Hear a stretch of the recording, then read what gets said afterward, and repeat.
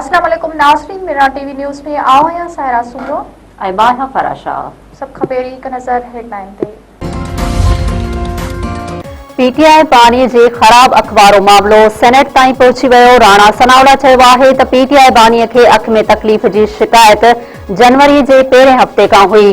Jail जे doctor तरफ़ां ॾिनल drops 3 खां 4 ॾींहं इस्तेमाल कया विया। 16 ऐं 19 जनवरीअ ते बानी पीटीआई जी अख जो तिबी मुआइनो ऐं कुझु टेस्टूं कयूं वयूं। 24 जनवरी ते खेसि इंजेक्शन लॻायो वियो। राणा सनावला बानी पीटीआई जी अख बाबति तफ़सील सेनेट में पेश करे छॾिया। राणा सनावला चयो आहे त पीटीआई बानीअ जी सिहत ते सियासत न कई वञे। तहरीक इंसाफ़ जे बानी जो जेल जा डॉक्टर हर ॿिए ॾींहुं चेकअप कंदा आहिनि। 9 डिसंबर ते थियल चेकअप में बानी पीटीआई अख में तकलीफ़ जी शिकायत न कई। मुखालिफ़ धुर जो हुकूमत मथां पीटीआई बानीअ जे इलाज में लापरवाही करण जो इल्ज़ाम। पीटीआई बानीअ जो इलाज ज़ाती डॉक्टर खां कराइण जो मुतालबो। सेनेट में तहरीक इंसाफ़ जे बानीअ जी सिहत बाबति करारदाद आणण वारी तहरीक रद्द। पीटीआई मेंबरनि जो एहतजाज। राजा नासिर अब्बास चयो आहे त वाज़िह थी वियो आहे त पीटीआई बानीअ जे केस में लापरवाही थी आहे। फैसल जावेद जो चवणु आहे त अक्टूबर महीने ताईं पीटीआई बानीअ जे ॿिन्ही अखियुनि जी नज़र कुझु घटि हुई, जेका हाणे हिक अख मां वधीक घटिजी वई आहे। सेनेटर फैसल जावेद जो वधीक चवणु आहे त जेसीं ताईं बानी पीटीआई जो इलाज न थींदो तेसीं ताईं एहतजाज जारी रहंदो।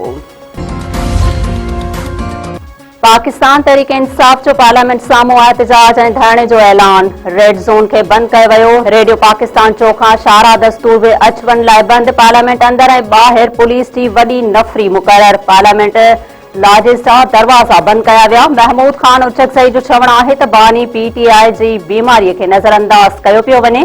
ॿुधायो वञे त जेकॾहिं तहरीक इंसाफ़ जे सरबराह जी अखियुनि जो नूर ख़तम थी वियो त ज़िम्मेवार केरु हूंदो। बांग्लादेश में नयूं चूंडूं। बीएनपी अकेले सिर हुकूमत ठाहिण जी पोज़ीशन में अची वई। सरकारी नतीजा अचण बाद बांग्लादेश जो ईंदड़ वज़ीर आज़म तारिक रहमान हूंदो।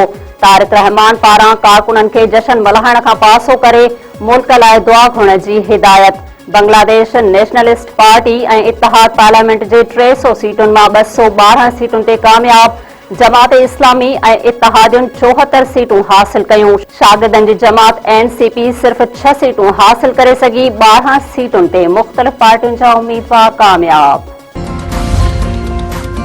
सिंध ऐं बलूचिस्तान जे मुख़्तलिफ़ इलाइक़नि में ज़िलज़िले जा लोॾा। माण्हू ख़ौफ़ विचां घरनि खां ॿाहिरि निकिरी आया। कंबर, वगण, गाजी खावर, नसीराबाद ऐं ॿियनि शहरनि में ज़िलज़िले जा लोॾा महसूस कया विया।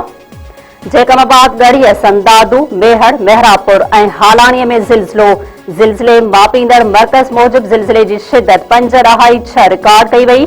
ज़िलज़िले जो मर्कज़ शहदाद कोट खां 70 किलोमीटर ओभर ऐं उतर ॿुधायो पियो वञे। राजू खानाणीअ वेझो ज़ाल ऐं मुड़िस जा लाश हथ। 22 वरनि जी लक्ष्मी जो लाश घर मां ऐं संदसि मुड़िस प्रेम जो लाश वण में टंगियल मिलियो। पुलिस पहुची ज़ाल ऐं मुड़िस जा लाश अस्पताल मुंतक़िल कया। वाक़े बाद इलाइक़े में सोग वारी सूरत हाल। पुलिस वधीक जांच शुरू करे छॾी।